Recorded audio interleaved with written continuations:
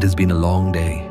Outside, night has settled across the world like a dark, breathing blanket. The air is still, and above you, the stars shimmer quietly, patient, distant, alive. Somewhere beyond that quiet horizon, the sun is resting, not gone, only waiting. You can let your body slow down now. Let your thoughts drift like small grains of stardust floating in the dark. Tonight, we'll follow the story of that familiar light, the sun, a simple G2V star at the heart of our home. Its glow has carried time itself, shaping oceans, air, and every living thing that breathes. It is said that its light never truly stops. It only travels onward, whispering across space. So let yourself drift as we follow its journey, from dust to fire to rest. You can rest now. The stars are still awake. Far beyond the familiar sky, a cold cloud drifts through a depth of darkness that feels endless. It carries simple things, hydrogen and helium, slipping past one another like breath in winter air. The cloud is quiet, its edges soft and slow, and time around it seems to thicken until even silence has weight. Within this darkness, gravity begins its patient work.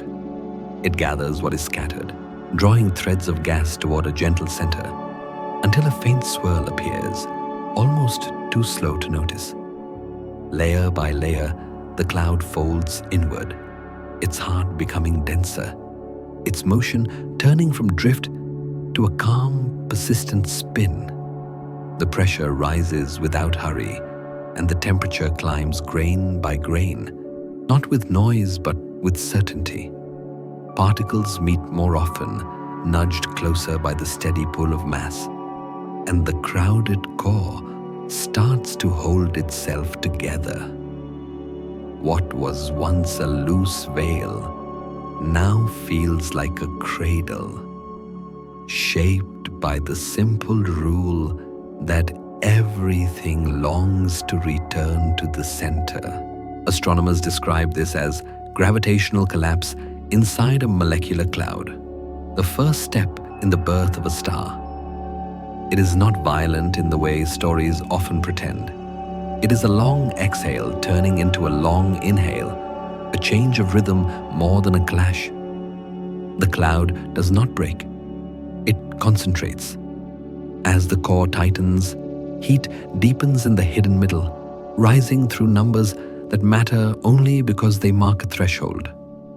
The outer layers still drift in the dark, but the center glows without yet making light, like a thought forming before it becomes a word. Energy collects, folds again, and waits. Around the condensing heart, the remaining gas begins to circle with a little more purpose. A flattened disk starts to take shape, thin as a whisper, wide as a memory, its motion smoothing into a quiet lane of orbits. Every turn of that disk is a promise that structure will come from this stillness. Inside the core, collisions grow more frequent, and the press of matter makes space feel smaller than it was. The atoms do not hurry. They are simply held near enough for long enough that something new will soon be allowed to happen. The cloud that once wandered now holds its breath. What the science says is simple and beautiful. When gravity compresses hydrogen deeply enough, temperature and pressure rise toward the point where nuclei can fuse, and the first steady source of stellar energy begins. What the feeling says is that a room once dim is about to open its window to morning. You can picture a single point in that deep center where everything has drawn close, where the hum of motion becomes a tone instead of a noise. No spark leaps. Rather, a threshold is crossed and possibility becomes process. Light is not yet shining, but its path is already unfolding. This is how a star begins, inside a cold cloud that dreamed of fire and slowly learned how to hold itself. The universe doesn't rush the important parts. It lets the center gather, lets the warmth arrive, lets the patterns settle. Every beginning is a quiet ignition. Gravity has no sound. It doesn't rush, nor demand to be seen. It simply waits, pulling on everything that drifts too freely, gathering the loose and the lonely pieces of the universe back toward a common center. In the cold black between the stars, this invisible hand begins its work, patient, inevitable, and impossibly gentle. Dust moves first. Small grains of carbon and ice, so light they once floated for centuries without touching anything, now begin to turn toward the same invisible point. They spiral, not with chaos, but with rhythm. Like a slow dance written before time had a name. Around them, hydrogen and helium follow, drawn not by sound or will, but by the quiet certainty of mass calling to mass. Each orbit tightens a little more, the space between collisions shrinking. The cloud that was once wide and uncommitted starts to fold into itself, as if remembering what it was meant to become. The density rises, the movement quickens, though still too calm to call violent. What was once empty space is now a swirl of weight, a slow ceremony of gathering. Inside that growing heart, pressure builds. Every atom is pressed closer to its neighbor, their boundaries softening under the strain. Heat grows out of friction and compression, out of time itself holding everything in place. The temperature climbs through the thousands, then millions of degrees, a kind of patience turning into light. At about 10 million Kelvin, something irreversible begins. The nuclei of hydrogen, pushed closer than ever before, no longer resist. They merge, forming helium and releasing energy that has nowhere to go but outward. The first breath of fusion, a silent burst in the deepest dark. Not an explosion, but an awakening. Astronomers call this moment ignition, when gravitational compression becomes nuclear fire.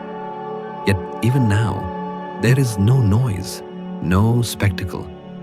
The light that forms is still trapped inside, diffusing slowly through layers of dense gas, wandering for millennia before escaping. From the outside, it remains invisible, a secret known only to the core. This is how the universe builds, through pressure and patience. Nothing leaps ahead of its time. Nothing unfolds before it is ready. Every element of creation answers gravity's quiet invitation, moving only when the moment demands. There is a kind of grace in that, the way inevitability can still feel like calm. You could say that gravity is the universe's oldest language, a whisper that everything eventually understands. It does not promise speed or comfort, only order. The slow return to center, the warmth that comes from togetherness. In silence, it writes the script for stars, for planets, for everything that ever learns to shine. Somewhere within that cloud, a core has formed. Dense, bright, trembling on the edge of becoming. What was once only motion is now pressure.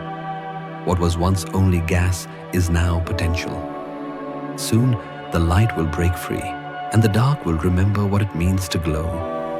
But for now, all is still. Gravity keeps working. Deep inside the collapsing cloud, pressure and heat had reached their quiet threshold. Hydrogen, pressed so close that its own boundaries blurred, began to fuse into helium. In that instant, energy flooded outward, not with violence, but with balance. It was the first release of nuclear fire, steady and calm, a kind of warmth that filled the silence rather than broke it. The cloud that once drifted without purpose now held a heart that pulsed. It was not an explosion, it was a beginning. In that core, fusion continued, layer after layer, and the young star took its first slow breaths. Waves of radiation rippled outward, pushing against the weight of the surrounding gas, creating a fragile balance between inward pull and outward glow. The newborn sun began to define itself, finding harmony between gravity's grasp and the pressure of its own light. For the first time, the universe around it brightened. The dark was no longer only dark. Beyond the forming star, the last remnants of the collapsing nebula still drifted. Dust and gas shimmered in the glow, turning gold and red as photons escaped for the first time. Those tiny bursts of light began their long journey outward, through vacuum, through distance, through time itself. Each one carried the memory of that first breath, the soft hum of a process that would last for billions of years. Astronomers call this moment fusion ignition, the true birth of a star. But in truth, it feels more like an awakening than a spark, a slow exhale after ages of silence. The young sun's light had no edge, no sound, only a patient rhythm that spread through space like a heartbeat learning its tempo. Around it, gravity continued its work, gathering debris into orbits that would one day become worlds. If you could stand there near that newborn star, you would not see a firestorm. You would feel warmth rising in layers, light drifting rather than burning, time unfolding rather than rushing. The airless dark would seem to breathe, illuminated by a glow that had no origin and no boundary. This was the moment when the universe added a new rhythm to its endless song, the quiet pulse of a star that would someday cradle life. Far from its center, that light kept traveling, slipping free from the nebula that once held it, stretching across emptiness with a purpose it did not need to understand. It was the first dawn of our system, the first promise that warmth could reach the cold. The sun had opened its eyes, and the darkness began to listen. When the sun began to burn with steady light, what remained around it was not empty. Dust, ice, and thin gas still drifted in its orbit, scattered across a wide disk that shimmered faintly in the glow of the young star. The particles were tiny, lighter than ash, yet each carried within it the trace of everything that once was, the memory of the cloud that dreamed of fire. Gravity, patient and unseen, began to shape them again, guiding what seemed like chaos into rhythm. The disk turned slowly, a spiral of motion both calm and infinite. Dust met dust, grain met grain, and what started as gentle collisions became the first gestures of creation. Each touch allowed something to grow, a clump forming where there had been only drift. These gatherings did not form evenly. Some grew fast, some remained scattered, and others simply waited. Yet within this quiet disorder, the blueprint of a solar system began to emerge.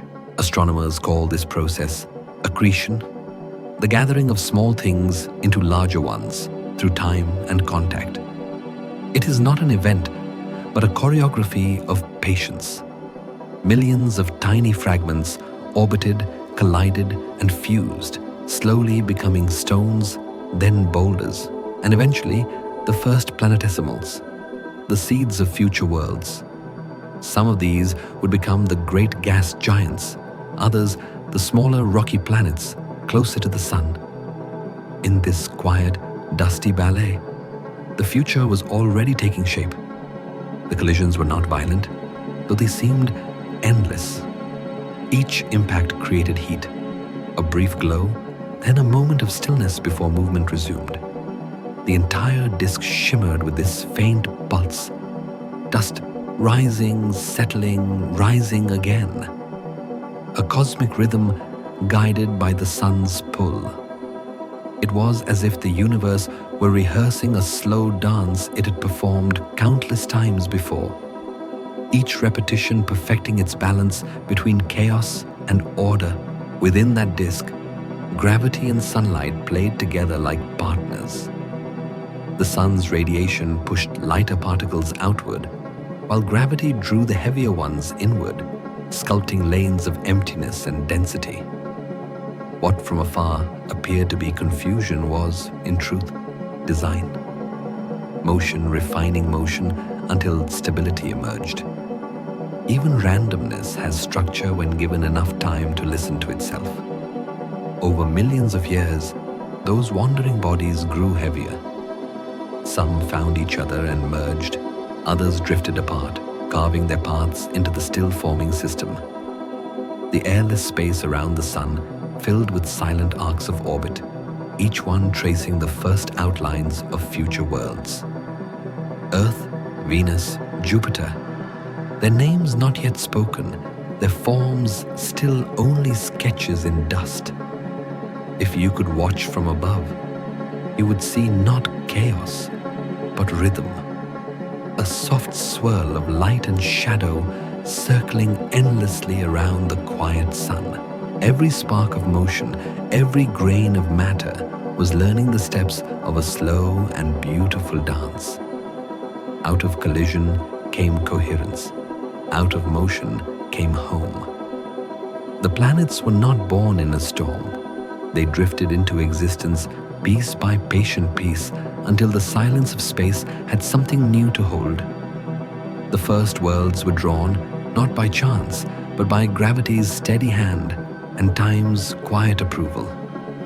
Chaos, when patient, becomes creation.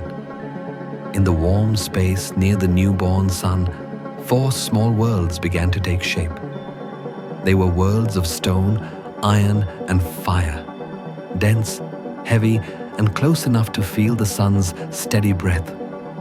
Mercury, Venus, Earth, and Mars moved in slow circles, caught between light and gravity, their orbits steady like the rhythm of a heart. They were not yet colorful or calm. They were raw, molten, and loud beneath their crusts. But from a distance, their motion looked peaceful. 4 quiet children learning to move around their parent star. Each world carried a slightly different story.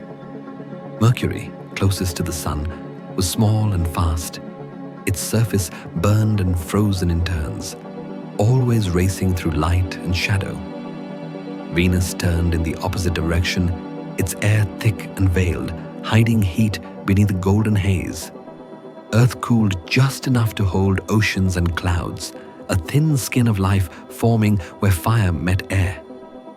Mars stood further still, cold but patient, dusted with iron and memory. Together, they formed a family bound by light, each world a different reflection of the same beginning. Astronomers call them the terrestrial planets, rocky worlds with dense metal cores, orbiting close to their star, where heat and gravity shape them into spheres. Unlike the gas giants farther away, these planets are compact, layered, and solid.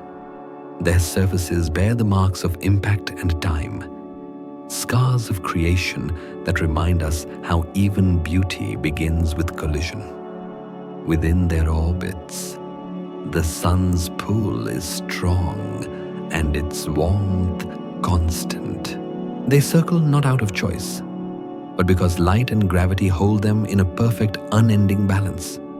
To orbit is to stay close, to belong through motion. Each planet finds safety in its path, never touching, never straying too far. From Mercury's quick heartbeat to Mars's slow turn, the timing feels like harmony, a quiet choreography written by the sun itself. In this closeness, there is both dependence and grace. Light feeds them, gravity steadies them, and distance gives them individuality. Without the sun's pull, they would drift into cold darkness. Without its heat, they would never have learned to glow. Seen from afar, this part of the solar system feels intimate. The light here is soft, filtered by thin atmospheres or reflected from quiet seas. Even silence has texture. The hum of radiation, the whisper of magnetic fields, the slow pull of tides. It is a region of warmth and nearness, where motion feels like devotion, and gravity's embrace never loosens its hold. The sun does not demand worship. It simply shines, offering warmth and direction. Around it, these four small worlds keep their promise, tracing their orbits again and again, never quite the same, but always returning. In that endless turning lies a truth that feels almost human. That to stay near is to belong, and that belonging is its own kind of peace. Beyond the warm circle of rocky worlds, the sunlight grows thinner, stretched across distance until it feels like memory. Out there, far past the comfort of heat, four immense worlds began to form: Jupiter, Saturn, Uranus, and Neptune. They are lighter in substance but larger in scale, made not of stone but of gas, ice, and shadow. Their clouds turn slowly, their colors faint beneath the filtered light, their storms moving like thoughts that never end. They drift through orbits so vast that a single year can last centuries, yet their rhythm is still steady, still loyal to the same quiet sun. Jupiter was the first to rise, a giant built from the leftovers of the sun's own birth. Its gravity gathered what others could not, pulling gas into layers so thick that no solid surface remains. Deep within, heat hums from pressure alone, glowing faintly beneath the clouds.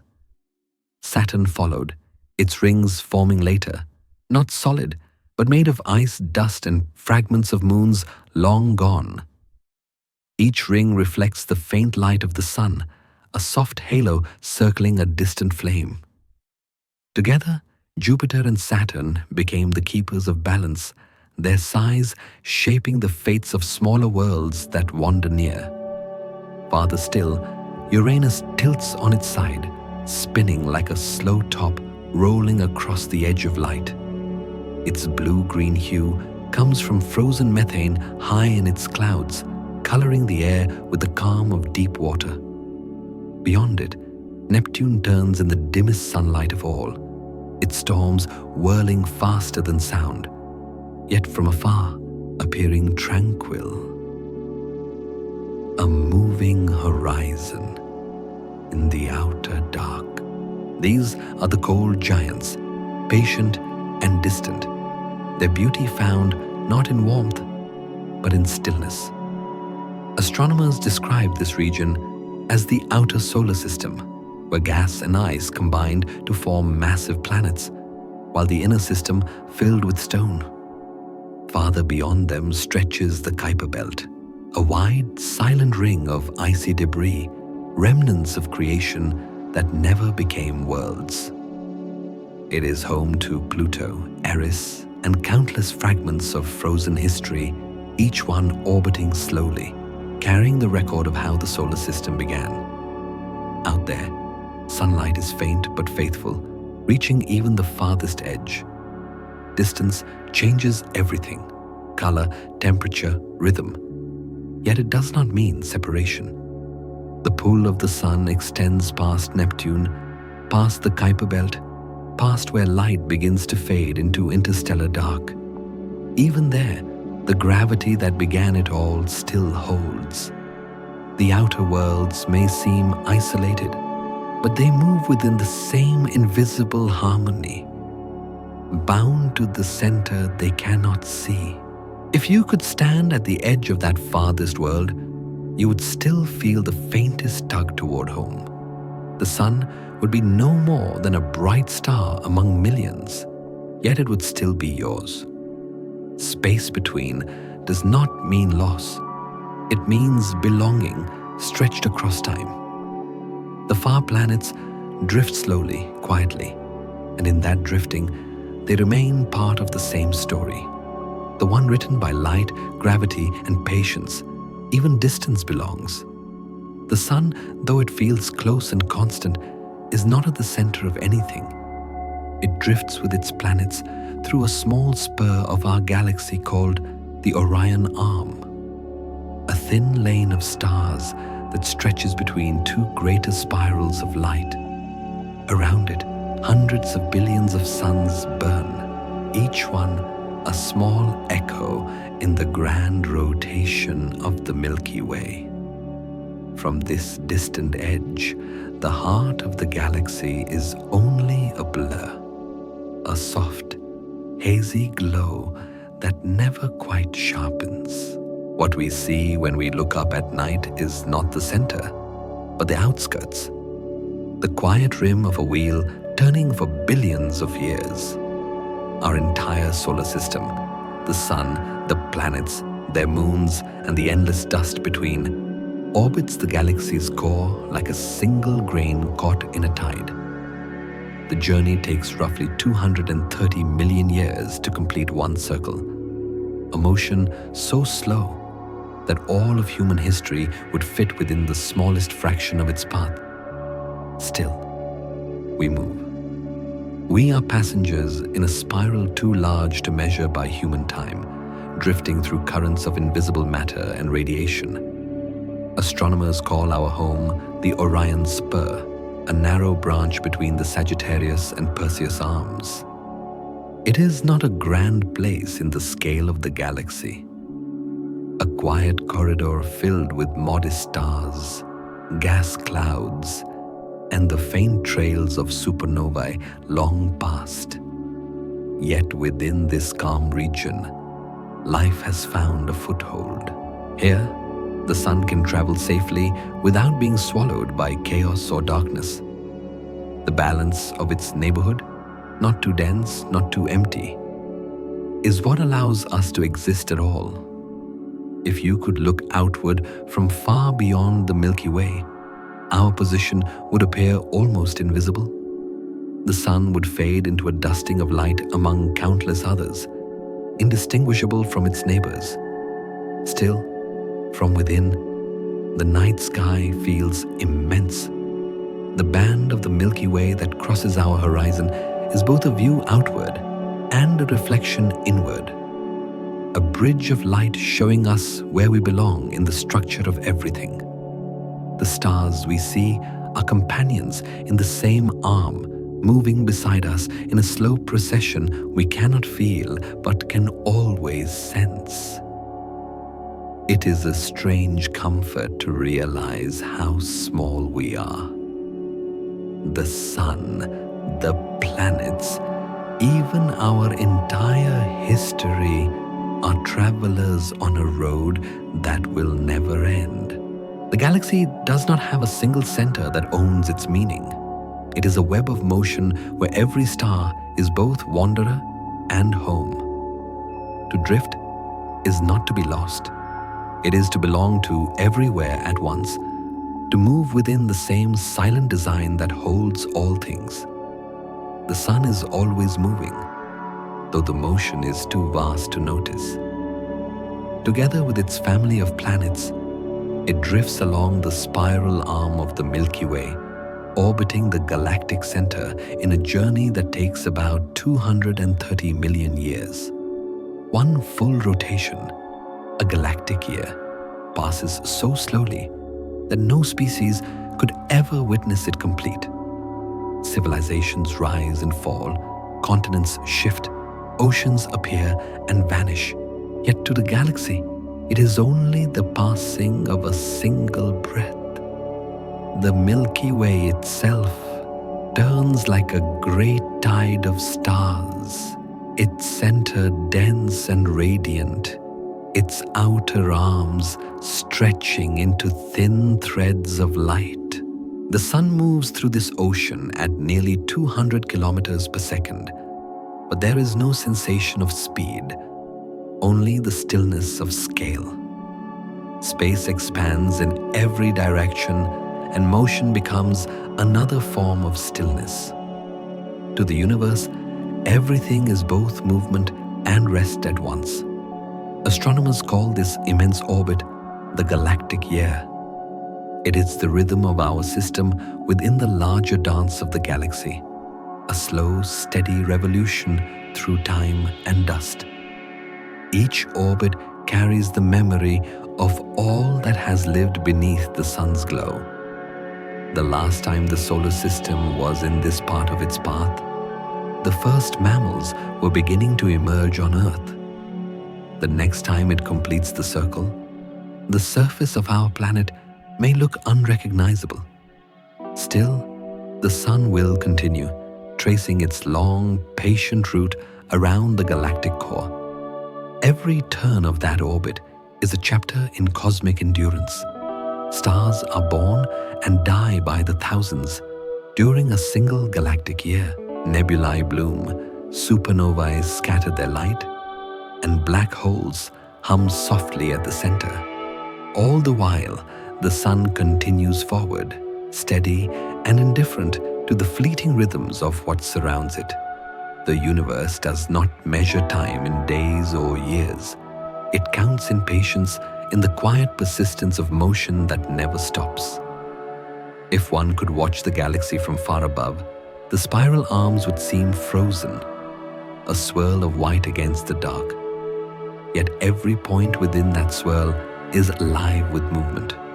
The Milky Way rotates not as a solid wheel, but as a flowing current, each star tracing its own arc, drawn together by gravity's quiet guidance.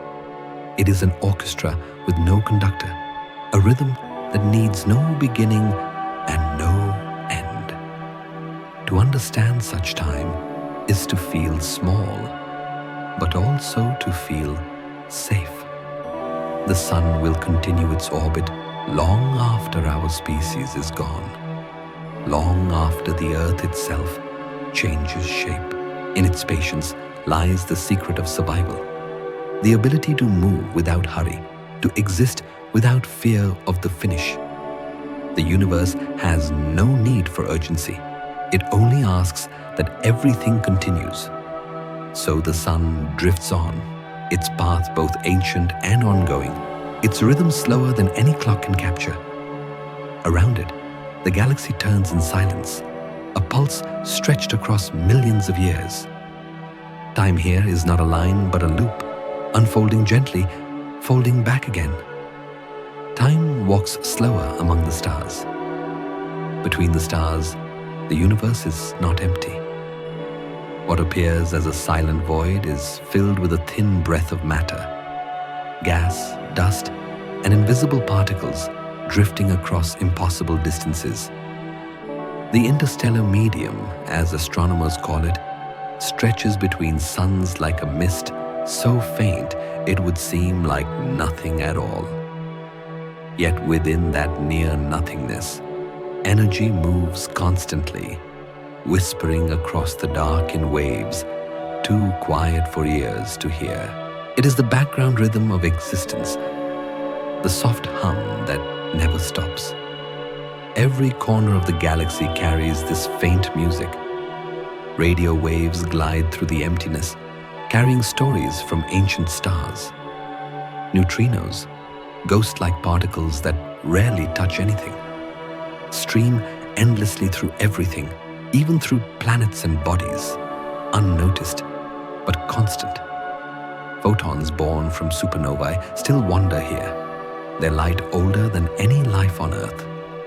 The space between stars is not dead. It is alive with motion so subtle that time itself seems to move at its pace. Scientists study this invisible substance and find traces of hydrogen atoms, carbon molecules, and stardust, fragments left behind by generations of dying suns. These particles drift together, forming clouds that someday may give birth to new stars. The emptiness becomes a nursery. Even in stillness, creation continues. What seems like silence is, in truth, a field of quiet connection, where every atom belongs to something larger than itself. The hum of space is older than galaxies. It began when the first light spread after the universe cooled, a faint cosmic background that still echoes across the sky. If one could listen with the right kind of ear, the entire cosmos would sound like a low, endless chord. Not noise, not melody, but harmony. The sum of everything that ever shone, collided, or cooled. This is the language of physics turned into lullaby, the vibration of time woven through the dark. And yet, the beauty of this hum is how subtle it remains. We are surrounded by it every moment, wrapped in the echo of creation. Yet we call it quiet because our senses are too small to feel it. The space between stars is not silence, it is balance. Waves, particles, and light, all moving, all remembering, all returning. The stillness we imagine is only what we cannot perceive. If you could drift there, far from any sun, you would not hear emptiness. You would feel a pulse, faint and steady, as if the universe itself were breathing. Around you, every speck of dust would shimmer in invisible motion, each one carrying the echo of a star's farewell, the promise of another beginning. In the quiet of that vastness, every grain hums with memory. Deep inside the sun, where light has not yet learned to escape, the true heart of the star beats in silence. There, under a pressure so immense that atoms themselves begin to change, hydrogen nuclei are pressed together until they become something new: helium. The temperature in that hidden core reaches nearly 15 million Kelvin, hot enough for fusion to begin, yet nothing about it feels chaotic. It is steady, patient, measured. In that stillness, the greatest power in the solar system unfolds without sound. Each second, the sun turns millions of tons of hydrogen into light. Energy radiates outward through layers of dense plasma, spreading in every direction, but the rhythm of it never breaks. The process is self-balancing. Gravity pulls inward, fusion pushes outward, and between them lies equilibrium. This is why the sun endures, not because of violence, but because of harmony. The forces that could destroy it instead hold each other in place, like two hands clasped in perfect pressure. Astronomers describe this as hydrostatic balance, the moment when inward weight and outward fire reach understanding. It is the secret of the sun's calm. Inside that equilibrium, chaos finds order, and pressure becomes peace. What begins as collision becomes stability. What begins as fire becomes form. Even in the core, where temperatures exceed imagination, the sun's energy moves like breath, expanding, releasing, and returning, each motion a quiet repetition of life's most basic rhythm. The photons born in that core do not rush outward. They wander through layers of plasma for hundreds of thousands of years before reaching the surface, scattering, bouncing, transforming. By the time they leave, the energy they carry has softened into warmth, into light, gentle enough to touch oceans and skin. The fire that begins in silence ends as a sunrise, its intensity reshaped into calm. Every morning is the last step of a journey that began before humankind existed. It is easy to think of the sun as a burning storm, but inside, it is more like a steady heartbeat. The fusion that powers it is constant, precise, an act of endurance rather than explosion. Stars live not through fury, but through balance. True power does not rush or shout. it sustains, it remains. The sun teaches this lesson with every second it exists, transforming raw heat into the quiet certainty that life can depend on. If you could stand within that core, you would find no flame, no roar, only pressure, density, and silence so complete it feels like reverence. The particles move faster than thought, yet their pattern feels still, a calm born of perfection. In that place, matter learns to glow without destroying itself. This is the heart of fusion, a stillness that burns, a balance that endures, the quiet strength that keeps the universe alive. Stillness can burn. From the sun's heart, energy begins a journey that will take longer than the rise and fall of mountains. The photons born in fusion start deep within the core, where they collide and scatter endlessly through a dense sea of plasma. Every step forward is met with another deflection, another delay, as particles of light bump against atoms, changing direction, losing and gaining energy in an invisible storm.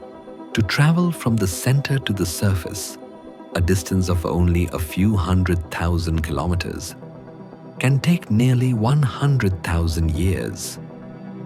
For light, this is what patience looks like.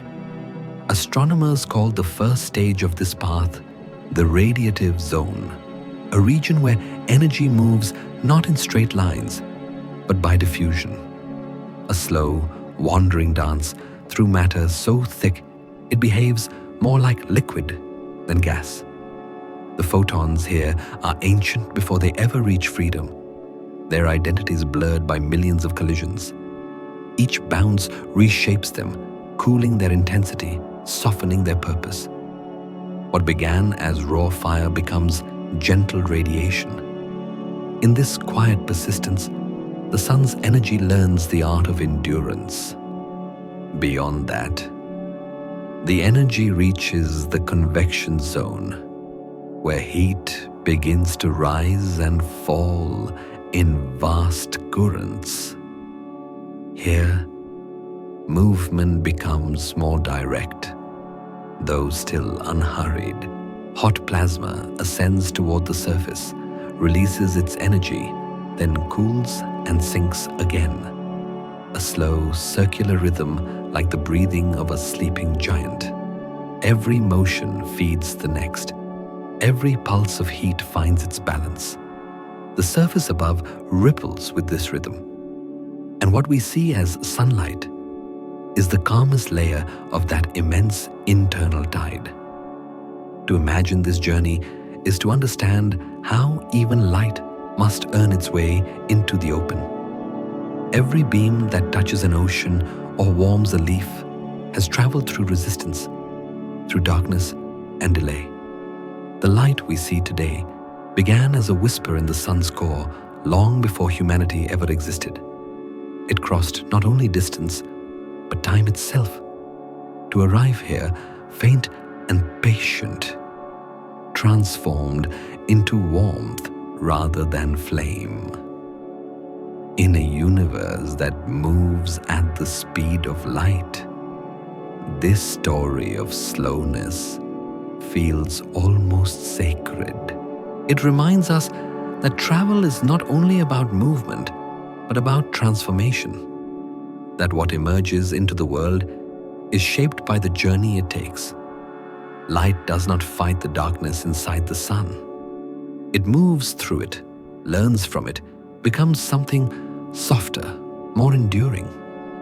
The brilliance we see in the sky each day is not a burst of power, but the final sigh of an ancient voyage completed in silence. The journey outward is not about escape. It is about becoming.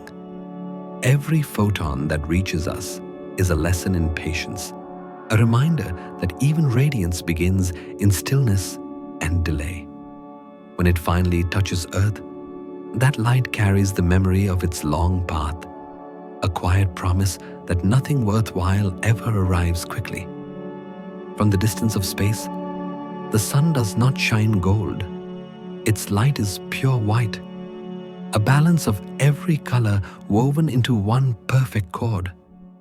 It is the atmosphere of Earth that paints it otherwise, scattering shorter wavelengths and letting the warmer tones remain.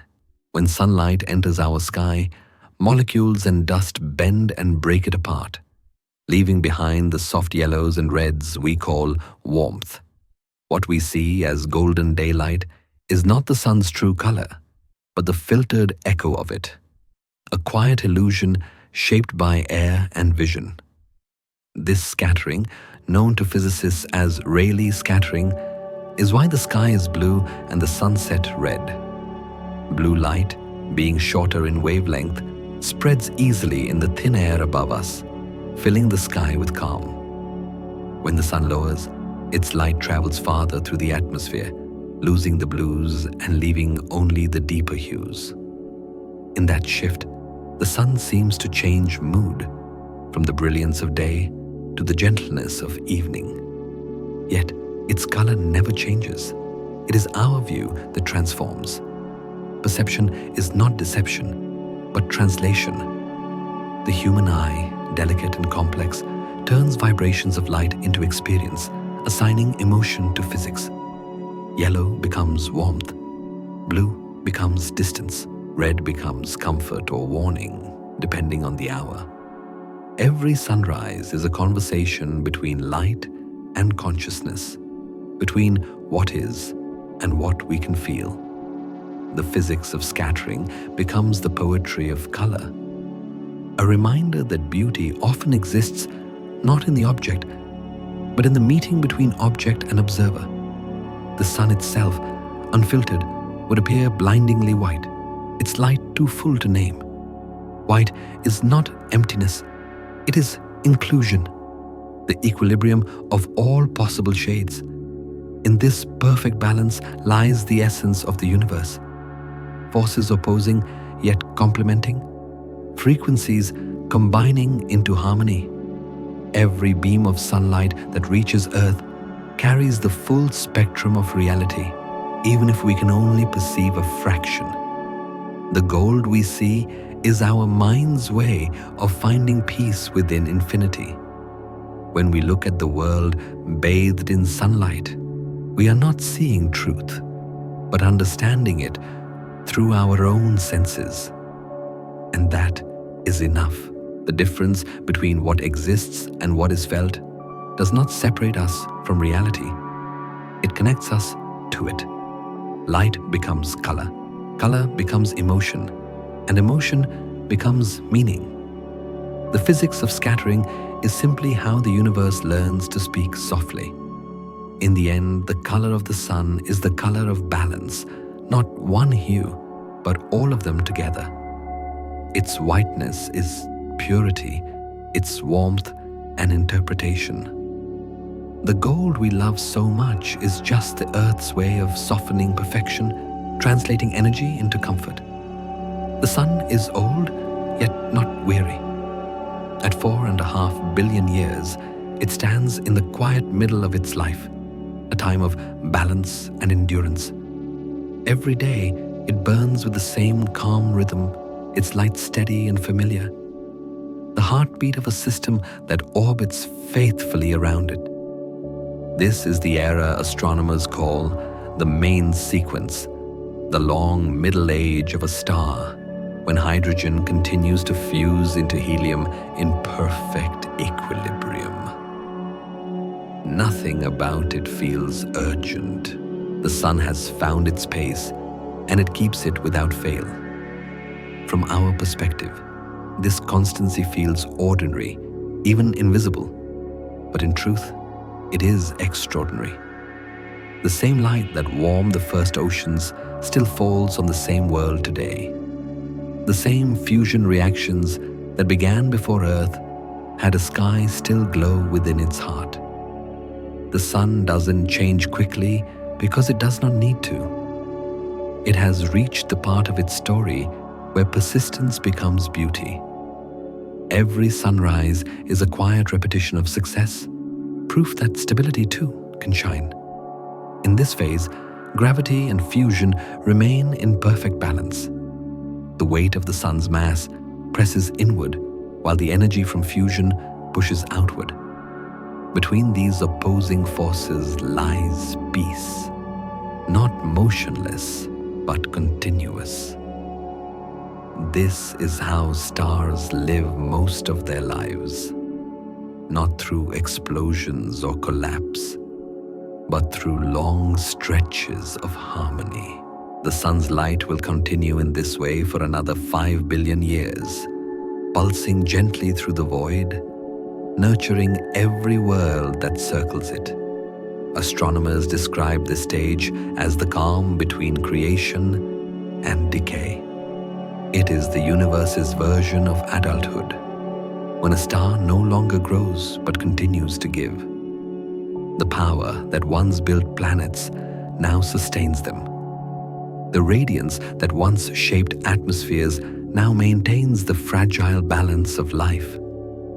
For every moment we exist, the sun's heart beats in the background, unchanged, unwavering, patient. There is comfort in that kind of certainty. The sun rises not because it must, but because it always does.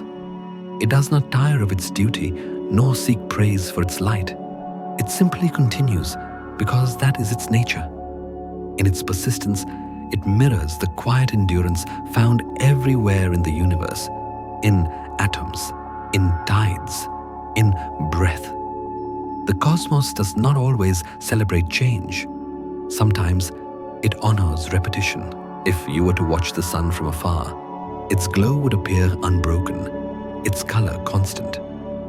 Yet within, particles collide and transform at unimaginable speed. Stability, then, is not stillness. It is balance achieved through endless motion. The sun holds that balance effortlessly, radiating peace through chaos. The middle age of the sun is not an interlude between beginnings and endings. It is the heart of its story, the part that allows everything else to exist. For now, and for billions of tomorrows, it will keep shining as it always has, the same and yet alive. Every star carries within it a quiet promise that nothing bright lasts unchanged. One day, far from now, the sun's hydrogen will begin to fade. In its core, the steady reactions that have burned for billions of years will slow, and gravity will start to reclaim what fusion once held apart. The heart will contract, tightening under its own weight, while the outer layers swell outward, drifting into space like silk unfurling in slow motion. The sun will grow vast, its light turning deep and red, a softer, older glow. It will become what astronomers call a red giant, not fierce but gentle, a giant built of memory and release. The transformation will take millions of years, but from the galaxy's perspective, it will happen in a single sigh. As the core compresses, temperatures will climb again, and new reactions will begin. Helium fusing into carbon, oxygen, and heavier elements. The surface will cool even as the energy within intensifies, giving the sun a dimmer but wider radiance.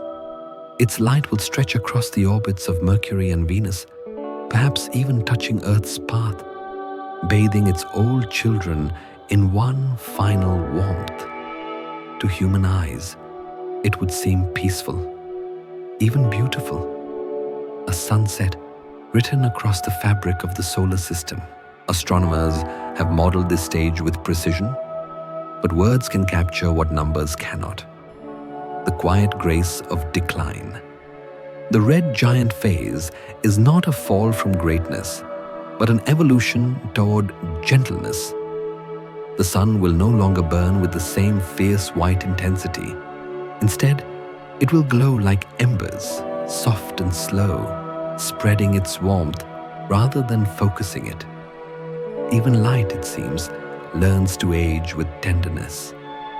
The old star's outer layers will ripple and drift away, carrying dust and atoms into the interstellar dark. These remnants will someday become the seeds of new worlds, matter recycled, life remade. The end of one brightness becomes the beginning of another. The universe does not mourn this change. It calls it balance. The sun's story, like every star's, is written in cycles: contraction and expansion, creation and release. There is no tragedy in this pattern, only rhythm. If you could see it from afar, the red sun would seem vast but calm, glowing not from youth, but from experience. Its light would move slower, its color deeper, its warmth more diffused. It would no longer seek to dazzle, it would only wish to give. And in that giving, it would find peace. The brilliance of its middle age would soften into wisdom, the kind of light that doesn't demand attention, but quietly fills the dark. Stars, like all living things, must one day tire. But in their aging lies a different kind of beauty. The beauty of acceptance, of letting go without disappearing. When the sun grows old, it will not rage, it will glow. Its final years will not be an end, but a long, soft exhale of everything it ever was. In the far horizon of time, the sun will begin to change in ways we cannot imagine. Its body will swell, layer upon layer expanding until it fills the sky of its nearest worlds. The pale gold we know will fade into a deep crimson glow. The sun's edges will blur into space, stretching outward until Mercury and Venus are lost within it, their orbits dissolved in light. Earth, if it still turns beneath that rising fire, will watch its oceans boil and its air drift away. Yet even then, the end will not come as rage. It will come as warmth, a slow, consuming embrace. The red giant phase is the final act of a gentle star's life. The core, now compact and burning with renewed intensity, continues to fuse helium into carbon, while the outer layers billow outward like a vast, glowing veil. The sun will become hundreds of times larger than it is today, its surface cooler, its light dimmer but spread across enormous distances. The beauty of this transformation is quiet, almost tender, not a violent end, but a soft unraveling of energy and the time.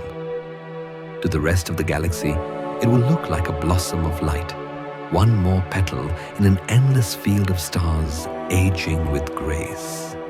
For Earth, the story will be more fragile. Long before the sun reaches us, its growing heat will strip away our seas and sky. The clouds will vanish, the ground will glow, and what once was blue will turn into dust and silence. Yet this too is part of the pattern, the same pattern that gave birth to us. The matter that forms our oceans and mountains, even our bones, was forged in the deaths of older stars. To return to that cycle is not to vanish, but to continue. The sun's final gift will be to scatter the pieces of its world into space, where they will rest until gravity calls them back to life again. Astronomers believe that in those last days, the sun's light will be a red so soft it almost feels alive. Its glow will fill the solar system like the breath of a giant at peace with its own fading. The stars around it will not mourn. They have seen this before. Each one carries its own fate, its own moment to expand and let go. There is no grief in this process, only transformation. To imagine the end of the sun is to imagine the end of home, yet even that thought carries comfort. The same energy that once warmed us will return to the galaxy, recycled into new suns, new worlds, new beginnings. The end of our light is simply its way of reaching further. Every particle will go back to where it came from, folded once more into the great rhythm of creation. What we call the end is only a widening, a letting go so complete it becomes love. The sun, in its final act, will not destroy what it made. It will hold it, dissolve it, and set it free. Its fading will not be a collapse, but a return, a long, slow embrace between time and light. When the red giant's radiance fades and its outer layers drift into space, what remains of the sun will be a single shining remnant, a white dwarf, small as a planet but dense beyond imagination. It will be the quiet heart left behind after a lifetime of giving light. The sun's outer beauty will dissolve, but its essence will remain, compressed into a sphere no larger than Earth, glowing faintly with the heat of its own memory. It will not burn anymore. It will simply shine, slowly, silently, enduring.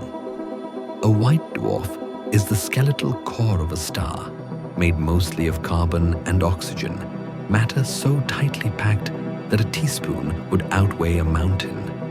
It no longer fuses atoms, its fire has gone out, but it glows because of the heat it still holds, a quiet residue of everything it once was. For billions of years, this remnant will radiate its stored warmth into space, fading little by little until it becomes invisible. The light that reaches distant worlds from such a star is not the light of creation, but of remembrance. It is the afterglow of existence itself. Astronomers describe this phase with clinical precision, but the image it paints is strangely tender. The white dwarf is not a corpse. It is a monument. It is what remains when a star has given everything it could. Its gravity still commands respect, powerful enough to bend matter and light. Yet, it no longer seeks to create or destroy. It simply endures, surrounded by the ghostly ring of gas and dust that once formed its outer shell. What was once a furnace of fusion is now a candle of endurance, burning with the faintest, purest light. Seen from afar, a white dwarf would shimmer like a diamond suspended in darkness. No longer fierce, but impossibly still, it represents the final calm of a once living sun. Around it, the remnants of its planets may drift as frozen fragments orbiting a memory. The light it gives is no longer about power. It is about persistence, a soft defiance against the dark, saying quietly, "I am still here." The white dwarf does not rage against its fate. It glows with acceptance. It is a reminder that light never truly dies.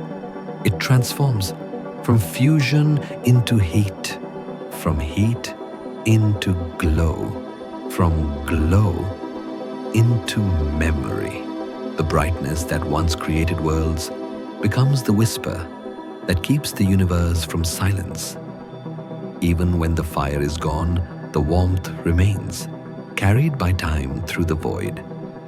The universe, vast and ancient, keeps every trace of what once shone.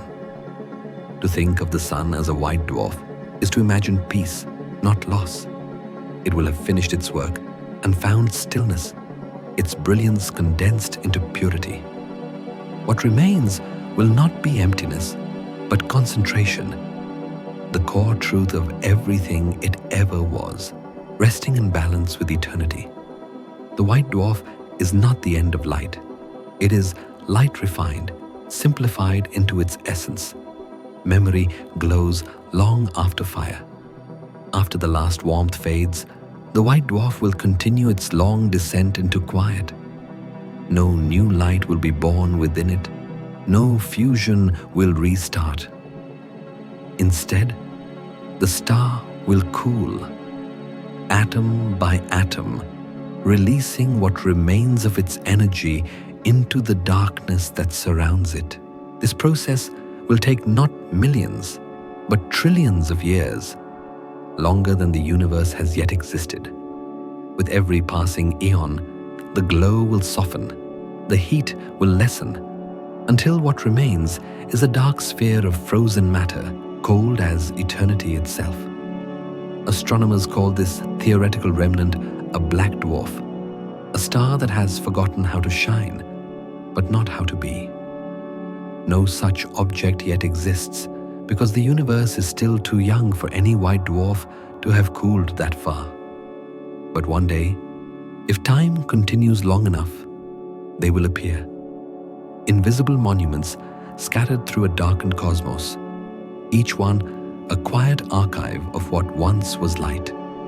Inside, the atoms remain locked in their crystalline stillness, holding the memory of the energy they once gave freely. A black dwarf does not disappear. It lingers, unseen but unbroken, a whisper of geometry frozen in time. There is a strange comfort in this idea. The cooling of memory is not decay, but preservation. When the last photon leaves its surface, the star has not ended. It has simply stopped expressing. It no longer needs to burn to prove it exists. It remains as form, as weight, as gravity. Its silence becomes its strength, a permanence that outlives brilliance. In the deep future, when even galaxies fade, these remnants will still be there, holding what the universe once remembered. Scientists describe this stage as the final equilibrium, where energy and matter rest in perfect balance. There will be no heat, no motion, no sound, only stillness. Yet even in that stillness, there is meaning. The atoms that once danced in the heart of the sun will remain bound, still connected by gravity's invisible thread. The echo of light will continue in the form of presence. In this sense, death in the cosmos is never absolute. It is simply another way to endure. To imagine the black dwarf is to imagine peace so vast it becomes almost holy. The universe that contains it will be quiet, cool beyond color, stretched beyond time. There will be no new stars then, no galaxies shining in the void, only the quiet persistence of what remains. And among that stillness, these extinct suns will drift, weighty and patient, like the punctuation marks of creation, ending sentences that took billions of years to write.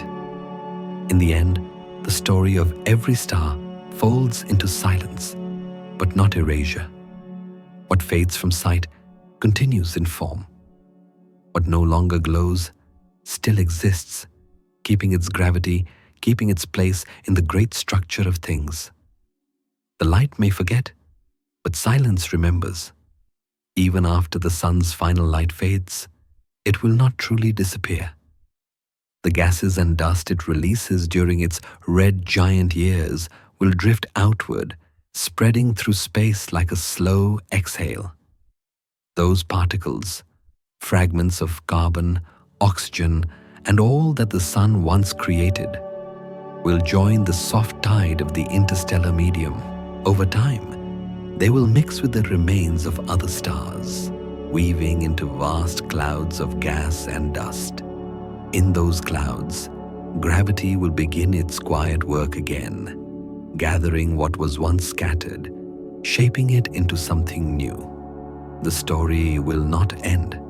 It will only return to its beginning. Astronomers call this cycle stellar recycling, the endless rhythm by which the universe renews itself. The atoms that once burned in the sun's heart will one day rest inside another star, another planet, perhaps another form of life. What was once light becomes dust. What was once dust becomes fire again. There is no loss in this transformation, only continuation. In the long timeline of the cosmos, nothing ever truly dies. everything changes its rhythm. It is humbling to realize that the materials that make our bones and breath come from such ancient origins. The carbon that shapes a human heartbeat was forged in stars long gone. The iron in our blood was once part of a collapsing core that shone in another age. When the sun eventually joins that lineage, it will give back what it borrowed, returning its elements to the great circulation of creation. From its ashes, new worlds will be possible. New light will be born. In the space between now and that far future, the dust will drift for millions of years, traveling through the cold silence between stars. There, it will wait, suspended in darkness until gravity calls it again. Perhaps one fragment of that dust will help form the heart of a new star, and another will fall into the orbit of a planet circling it.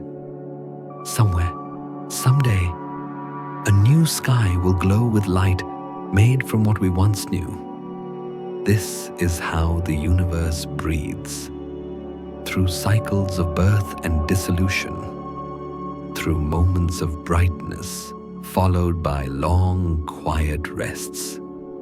It does not mourn its endings, because each ending is preparation for another beginning.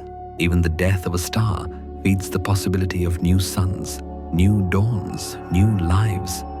Every element is part of a vast conversation that never stops. Matter changing shape, time rewriting itself, energy whispering from one form to another. To think of the sun's dust as the end of something is to misunderstand it. It is not an ending, but a return, a dispersal that gives back to the fabric of existence. The same gravity that once pulled the sun together will someday pull its fragments into new constellations. And perhaps, far away, another world will look toward its own star and wonder how it began, never knowing that part of its light once came from here. In the universe, nothing ends. It only changes its rhythm. Long before telescopes or equations, humanity looked to the sky and told stories about the sun. It was too powerful, too constant, too essential to be only fire. It had to be divine. In ancient Egypt, it was Ra, the great eye of creation, sailing his golden boat across the heavens each day, descending into the underworld each night to battle darkness and rise again. In the north, where winters stretched long and the sun's absence felt like loss, the god Balder embodied light itself, purity, beauty, and the fragile peace that vanishes when the world forgets it. Far to the east, in Japan, the sun was Amaterasu, a goddess of warmth and order who hid her brilliance in a cave when the world grew cruel, plunging everything into night until song and laughter coaxed her back. Each culture gave the sun a name, but they were all trying to describe the same miracle, the return of light after darkness. These myths, scattered across continents and centuries, echo one shared truth, that the sun has always been the center not only of the sky, but of meaning. To early humans, its warmth meant safety. Its cycles meant time. Its disappearance meant fear. The rising of the sun was a promise that the world was still turning, that life still belonged here. So they honored it with prayers, rituals, and art, not to control it, but to understand it. Even before science had words for fusion or gravity, faith became the first way to translate awe into understanding. In Egypt, every sunrise was a victory of order over chaos. In Scandinavia, Baldur's death and rebirth told of seasons, of winter yielding to spring. In Japan, Amaterasu's retreat mirrored the hidden strength of silence and her return, the triumph of harmony. Across all stories, light was not only energy, but emotion, a living presence that watched over the fragile beauty of the world. The gods of the sun were not distant rulers, but mirrors of human longing for hope, for safety, for the assurance that even after the longest night, warmth would return. Modern astronomy has stripped away the divine names, replacing myth with physics. But the reverence remains. The sun is no less sacred because we understand it. If anything, its truth deepens the wonder. Knowing that it is a sphere of hydrogen and helium burning quietly in the void does not lessen its magic, it magnifies it. The old myths were not wrong, they were simply written in the language of feeling. Science, in its way, continues the same tradition. To look up, to question, to seek meaning in light. The myths of the sun remind us that knowledge and faith were never enemies, only different forms of curiosity. Before we could measure, we imagined. Before we could prove, we believed. And in both, there was the same heartbeat of wonder. Every age of humanity has needed light to make sense of darkness, not just to see, but to hope. Every atom in the human body carries an ancient story. The calcium in our bones, the iron in our blood, the oxygen that fills our lungs, all were born in the hearts of stars. Long before Earth existed, before the sun even began to glow, other stars lived and died, fusing simple elements into heavier ones. When they reached the ends of their lives, they scattered those elements across the galaxy in vast explosions, seeding space with the ingredients for life. Out of that dust and debris, our world was formed, and from its soil, we emerged. We are not just made of matter, we are made of memory, the condensed remains of starlight. Astronomers call this process nucleosynthesis, the creation of elements inside stars. Hydrogen and helium came from the birth of the universe, but everything heavier, carbon, nitrogen, oxygen, iron, was forged in stellar furnaces and released when those furnaces died. Each of us is built from that cosmic inheritance. The same carbon that once fueled the fire of a red giant now shapes the molecules of our hearts. The iron that anchors our blood once shimmered in the molten core of a dying sun. Every breath we take continues a conversation that began billions of years ago, when the first stars learned to shine. It is easy to forget this connection. We live under roofs, walk on familiar ground, and rarely look up long enough to remember where we came from. Yet our existence is inseparable from the stars. The warmth of the sun on our skin is not just comfort, it is recognition. It reminds us that we belong to the same family of light. When we exhale, the carbon we release will one day become part of something else, a tree, a cloud, perhaps another living being. The universe recycles itself through us. In every heartbeat, it continues its rhythm. To realize that we are stardust is not a metaphor, it is science. But it is also something deeper, a truth that bridges physics and awe. When we look at the night sky, we are not outsiders gazing into the unknown. We are looking back at our origins. The atoms in our eyes were once atoms of ancient suns, now seeing themselves reflected in the dark. The universe is not a place we inhabit, it is what we are. Through us, it thinks, breathes, and wonders. Through us, it briefly becomes aware of its own beauty. The human body, fragile and temporary, is a vessel for something eternal. The raw material of the cosmos shaped into consciousness, One day, we too will return to dust, and those particles will drift again, waiting to join the birth of new stars. Nothing in this chain is lost. It only changes form. We are the latest verse in a poem the universe has been writing since time began, a momentary glow in an endless story. Every morning, sunlight touches the world and wakes it into motion. It warms the oceans, stirs the wind, and gives color to everything it meets. Through the leaves of trees and the cells of our bodies, its energy becomes life. Quiet, invisible, constant.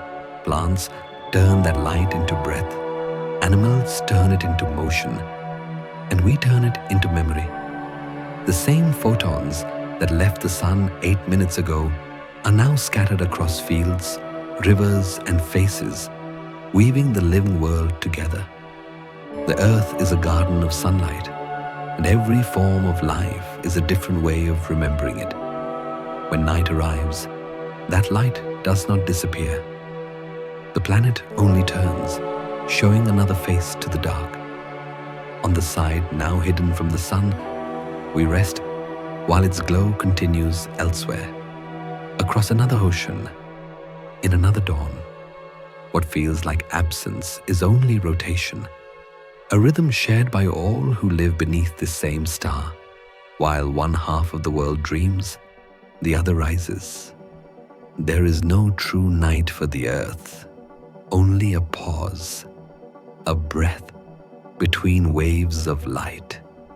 Astronomers describe this as the diurnal cycle, the turning of our planet that gives birth to day and night. It is so ordinary that we forget how delicate it is, a balance between light and shadow that keeps life's tempo steady. The biosphere depends on it. Plants follow it to open and close their leaves, animals to hunt or sleep, humans to work and rest. Every pulse of daylight becomes a signal, a pattern that life obeys without knowing. The planet hums in sync with the sun, spinning softly through a sea of light. And yet, there is something deeply human in how we respond to this rhythm. We call it sunrise when light finds us again, and sunset when it leaves, though both are simply moments in the same embrace. When we sleep, we do not lose the sun. We only turn away for a while, trusting it to be there when we wake. Its warmth waits on the other side, patient and unwavering. The darkness that surrounds us at night is not an ending. It is the resting phase of light. If one could see Earth from afar, the line between day and night would look like a soft band moving endlessly across the planet's surface. The edge of shadow, always shifting but never gone. Somewhere, light is always falling, feeding, awakening. Somewhere else, it is always dimming, cooling, letting go. The cycle never stops. It only passes through us.